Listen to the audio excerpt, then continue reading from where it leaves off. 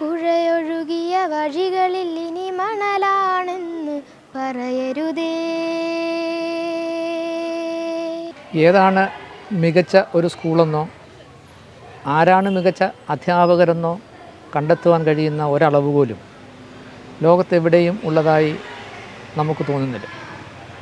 പക്ഷേ പഠിച്ച വിദ്യാലയവും നെഞ്ചേറ്റുവാൻ കഴിയുന്ന കുറേയേറെ അധ്യാപകർ, അവരെ നിറമിഴികളോടെ ഓർക്കുവാൻ കഴിയുന്ന വിദ്യാർത്ഥികളാണ് ആ സ്കൂളിൻ്റെ വിജയത്തിന് നിദാനമെന്നും നാടെന്നും ഓർക്കുന്നതെന്നും ഞാൻ കരുതുന്നു.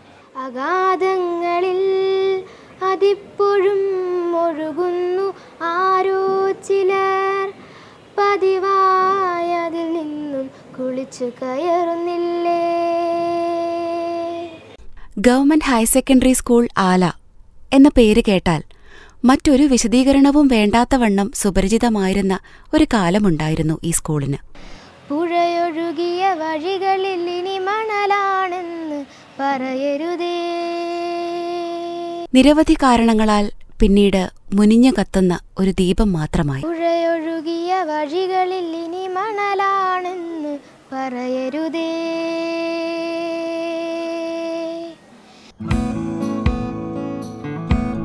സാമ്പത്തികമായി പിന്നോക്കം നിൽക്കുന്ന കുട്ടികളുടെ ആശ്രയമായിരുന്ന ഈ സ്കൂളിൽ കോവിഡിന് മുൻപ് ഹൈസ്കൂളിലാകെ ഉണ്ടായിരുന്നത് 46 കുട്ടികൾ മാത്രം.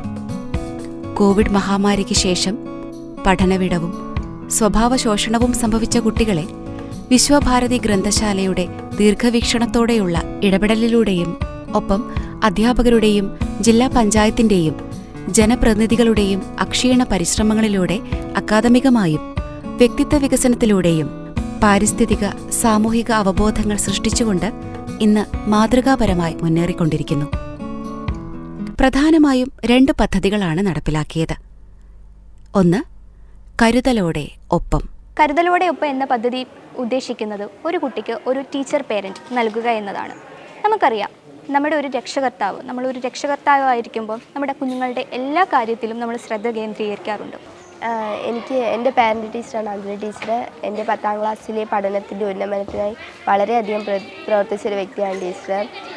എന്നെ സംബന്ധിച്ചിടത്തോളം അമ്മയുടെ അസാന്നിധ്യത്തിൽ പോലും എനിക്ക് അമ്മയായിട്ടും സഹോദരങ്ങളില്ലാത്ത എനിക്ക് ഒരു മൂത്ത ചേച്ചി എന്ന നിലയിലും എൻ്റെ പ്രശ്നങ്ങൾ പറയുവാനും എനിക്ക് എൻ്റെ പ്രശ്നങ്ങൾക്ക് പരിഹാരങ്ങൾ നിർദ്ദേശിക്കുകയും ചെയ്ത ഒരാളായിരുന്നു ടീച്ചർ.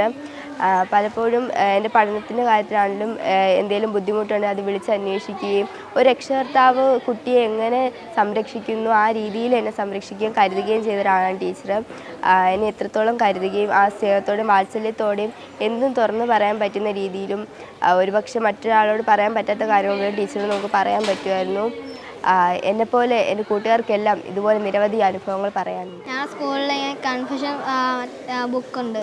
കൺഫഷൻ ബുക്ക് കുട്ടികളിലുള്ള സ്വഭാവ വൈകല്യങ്ങളെ സ്നേഹപൂർവം ക്ഷമാപൂർവം തിരുത്താനുള്ള പ്രേരണ സ്വയം നിർമ്മിച്ചെടുക്കുന്നതിനുള്ള അവസരമായിരുന്നു കൺഫഷൻ ബുക്കിലൂടെ സാധ്യമായത്. ഞങ്ങൾക്ക് ഫസ്റ്റൊക്കെ എഴുതാൻ പേടിയായിരുന്നു. ഇതേപോലെ ടീച്ചർമാർ പറയും തെറി വിളിക്കരുത്, അവിടെ പോലെ ഇവിടെ പോയത്, അങ്ങനെയൊക്കെ പറയും. ക്ലാസ്സിന് വെളിയിൽ പോകുമ്പോൾ മിണ്ടരുത് അങ്ങനെയൊക്കെ പറയുന്നത്. ഞങ്ങൾ എഴുതും, പക്ഷെ പേടിയായിരുന്നു ഫസ്റ്റ്.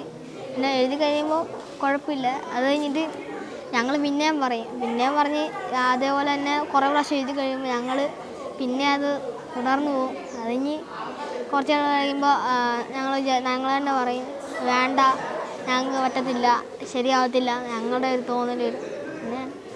2, അക്ഷരത്തണൽ. അതിൻ്റെ പേര് പോലെ തന്നെ ഈ മരത്തിൻ്റെ തണലത്ത് കുട്ടികൾ ഉച്ച സമയത്ത് ഒത്തുകൂടി പ്രധാന അധ്യാപികയുടെ ചിറകിൻ കീഴിലിരുന്ന് ഒന്നിച്ച് പുസ്തകങ്ങൾ വായിക്കുന്ന ഒരു പദ്ധതിയാണ് ഇത്.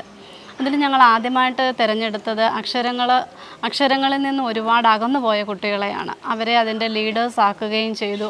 പിന്നീട് അവരുടെ നേതൃത്വത്തിൽ മറ്റുള്ള കുട്ടികളെ അതിൻ്റെ അറിവ് പങ്കുവയ്ക്കുകയും അവർ തന്നെ കുട്ടികളെ തിരഞ്ഞെടുത്തുകൊണ്ട് അല്ലെങ്കിൽ ക്ഷണിച്ചുകൊണ്ട് ഇവിടെ വന്നിരിക്കുകയും ചെയ്യുന്ന ഒരു രീതിയാണ് പിന്നീട് ഞങ്ങൾക്ക് മനസ്സിലായത്.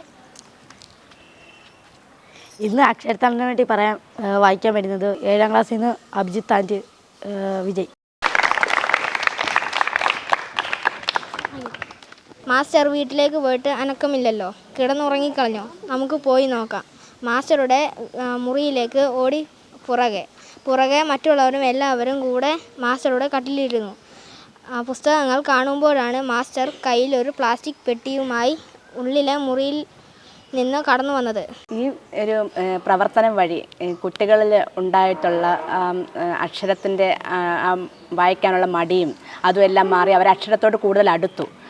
അതുപോലെ തന്നെ ഒരു പുസ്തകം വായിച്ച് അതിൻ്റെ ആസ്വാദനക്കുറിപ്പ് എഴുതാനും ഒരു കഥ കേൾക്കാനുള്ള ലിസണിങ് സ്കില്ല് വർദ്ധിക്കാനും എല്ലാം ഈ പ്രവർത്തനം വളരെയധികം ഉപകാരപ്പെട്ടു. കുട്ടികളും ടീച്ചർമാരും തമ്മിലുള്ള ബന്ധം അത് ഡെവലപ്പ് ചെയ്യാനും എല്ലാം ഈ പ്രവർത്തനം വളരെയധികം ഉപകാരപ്പെട്ടു. അതുപോലെ മൊബൈൽ അഡിക്ഷനിൽ നിന്നും കുട്ടികളെ മാറ്റി നിർത്താനും വായനയിലേക്ക് കൂടുതൽ അടുപ്പിക്കാനും എല്ലാം ഈ പ്രവർത്തനം സഹായകരമായി. സ്കൂളിൽ വരുമ്പോഴും ലൈബ്രറി കയറുമ്പോഴും പുസ്തകമൊക്കെ എടുക്കുമ്പോൾ വല്ലാത്തൊരു സന്തോഷമായിരുന്നു. എഴുത്തുപെട്ടിയിൽ നിന്ന് 3 തവണ സമ്മാനമൊക്കെ കിട്ടിയപ്പോൾ ഒരു മോട്ടിവേഷനായിരുന്നു. ബുക്കൊക്കെ സങ്കടം തോന്നുമ്പോഴും ബുക്ക് വായിക്കുമ്പം ഒരു മോട്ടിവേഷനായിരുന്നു. ഒരു അമ്മ കുഞ്ഞിനെ ആശ്വസിപ്പിക്കും കൂട്ട് ബുക്കുകൾ എന്നെ ആശ്വസിപ്പിച്ചുകൊണ്ട് വരുന്നു. സ്കൂളിലെ ലൈബ്രറിയിൽ നിന്ന് 80ഓളം പുസ്തകങ്ങൾ എനിക്ക് വായിക്കാൻ സാധിച്ചു.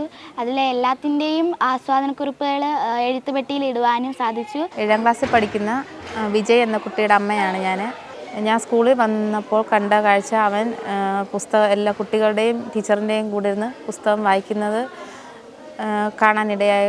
വിഷമിക്കാതെ അതുകൊണ്ടോ ടീച്ചറെ.